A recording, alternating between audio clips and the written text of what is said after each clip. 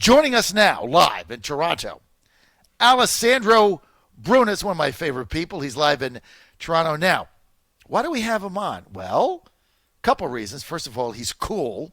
Second reason, I love Toronto. Third reason, I'm a big fan of InsideArabia.com, based right here in Washington, D.C., where I am. And InsideArabia.com, this is my source for news in the Middle East. They give the best analysis. There's a lot of news organizations out there.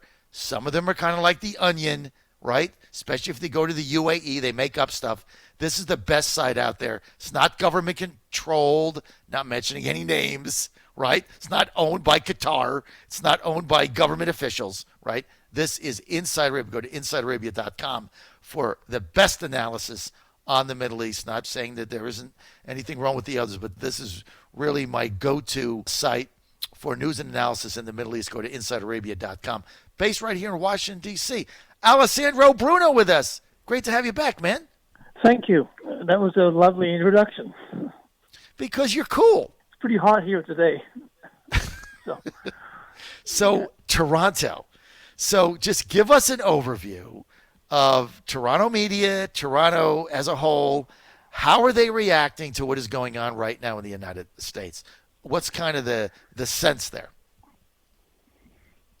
Well, first of all, I'd like to say that this kind of police violence is not exclusive to the United States. There was an episode in Toronto a few years ago, I think it was 2012, 2013, where a policeman shot a white kid, actually, who was armed with a pocket knife coming out of a streetcar that had been already completely emptied, and there was absolutely no threat to anyone.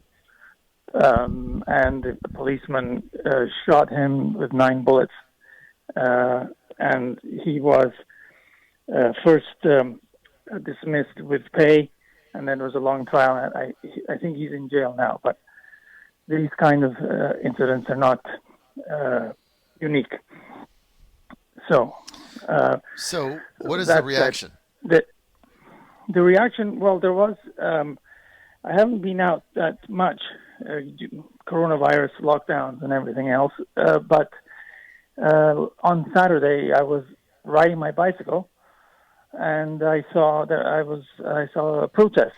It was a march, peaceful completely and organized and approved. But there were repercussions here too. There were the reverberations of the episode. But I think at that point, the protests, even in the United States, had not reached. This was last Saturday. The protests in the United States had not reached the point where we're at right now. But Toronto has had its share of issues, similar issues, but in general, it's been pretty quiet here. Other than that protest on Saturday. Alessandro, is the Canadian government now, the various politicians, mayors in the provinces, are they opening businesses back up now? Are you guys getting out? What's going on with that? Well, our lockdown was not as severe as some states in the United States and some countries in Europe. For example, food stores are generally open. You have to wear a mask. Maybe their hours have been reduced, but I have had no problem shopping for food. I've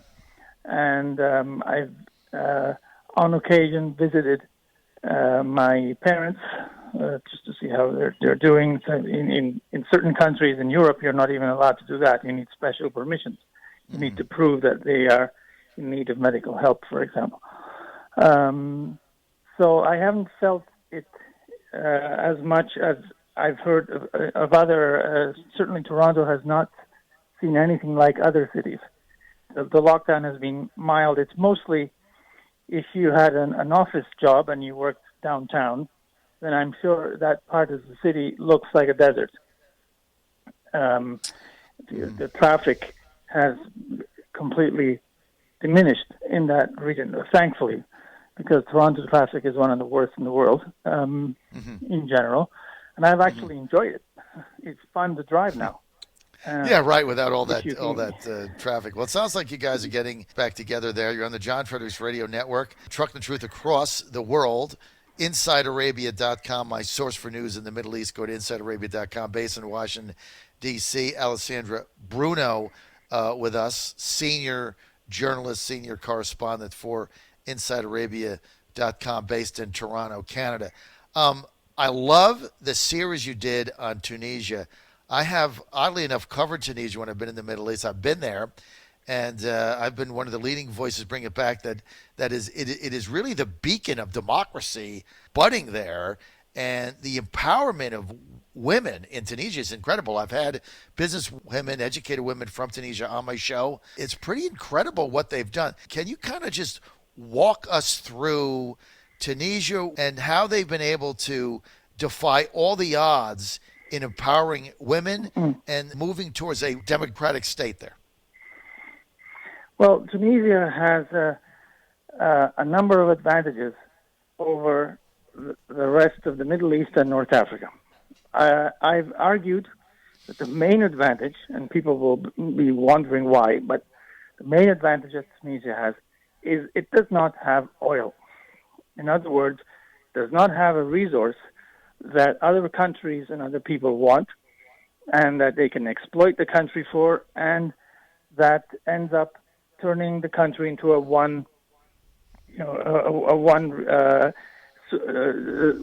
with the country with just one source of economic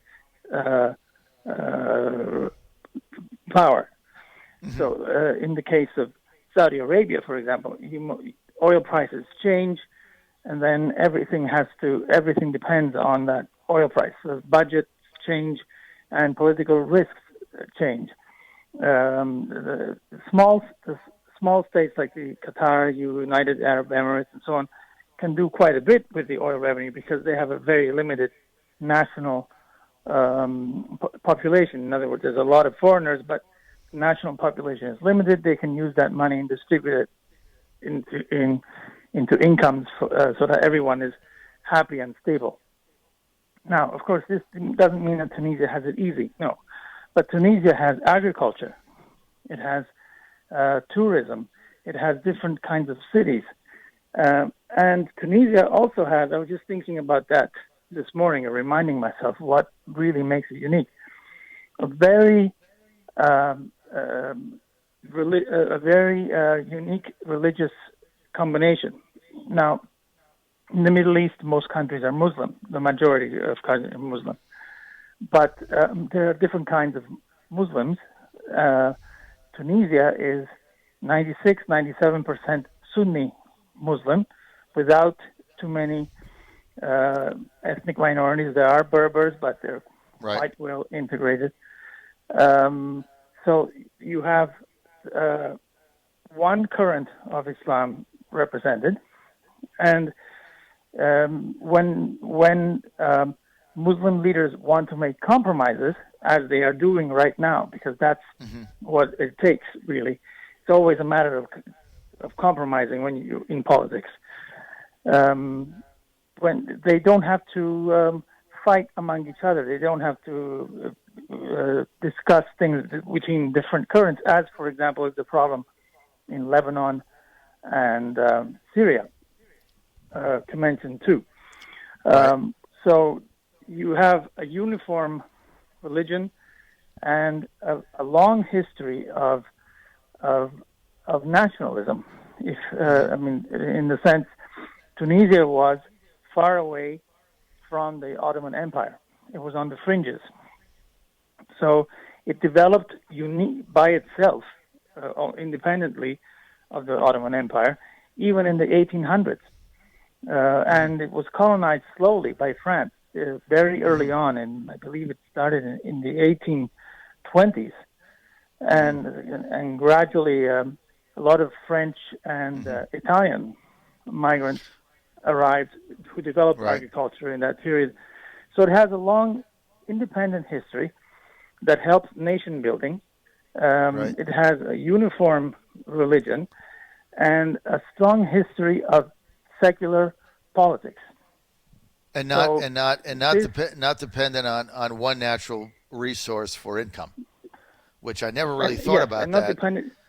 The real advantage of not having oil is that the countries really had to develop institutions.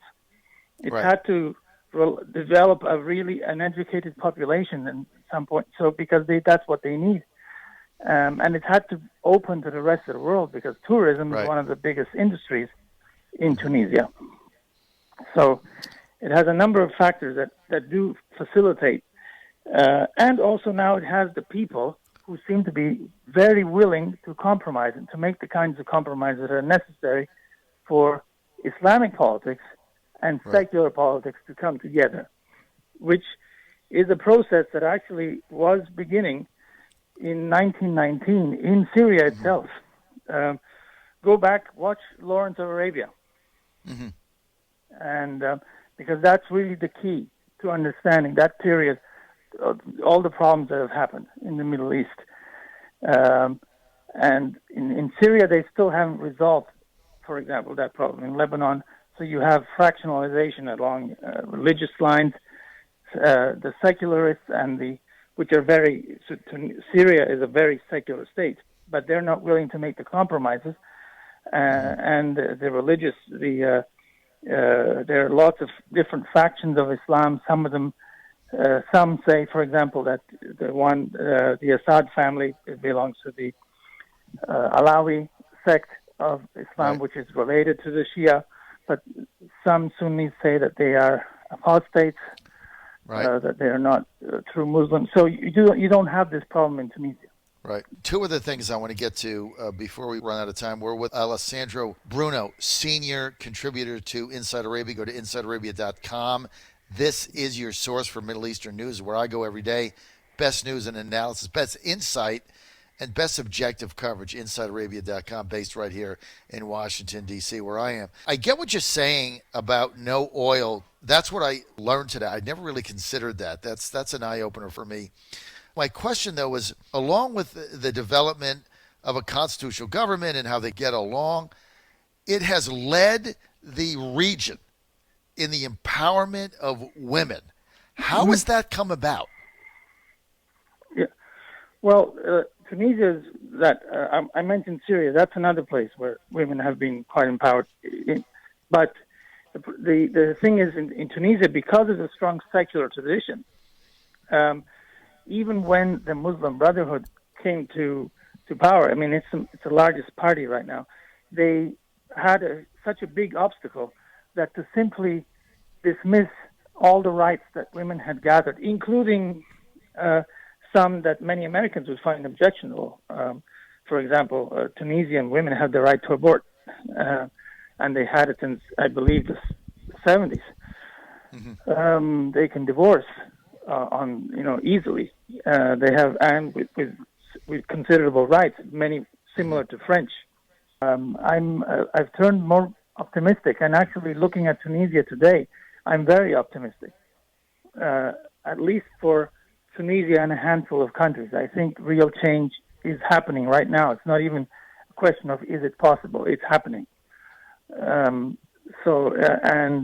perhaps it could spread slowly. The real spring can take place now, gradually and without more of an intellectual process than a protest movement. Great analysis, Alessandro. You need to read his series on Tunisia. It's absolutely fascinating. You can do it very easily. Go to InsideArabia.com, based right here in Washington, D.C. InsideArabia.com. Alessandro Bruno, thank you for being with us, senior contributor to InsideArabia.com.